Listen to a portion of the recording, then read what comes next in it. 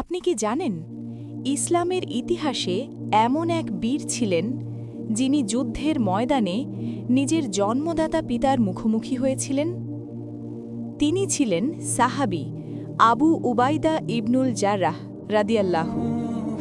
বদরের যুদ্ধের উত্তপ্ত প্রান্তরে তার নিজের পিতা তলোয়ার হাতে বারবার তার দিকে তেড়ে আসছিল। একদিকে ছিল বাবার ভালোবাসা, অন্যদিকে আল্লাহর সন্তুষ্টি। একদিকে রক্তের সম্পর্ক, অন্যদিকে চিরন্তন সত্য। কঠিন সেই মুহূর্তে তিনি বেছে নিলেন ঈমানের পথ। আল্লাহর সন্তুষ্টির জন্য তিনি পিতার মোকাবিলা করলেন, আর ইতিহাসে লিখলেন আত্মত্যাগের অমর অধ্যায়।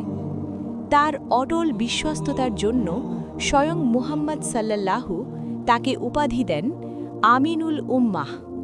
এই মহান সাহাবীর প্রতি ভালোবাসা থাকলে কমেন্টে লিখুন সুবহানাল্লাহ।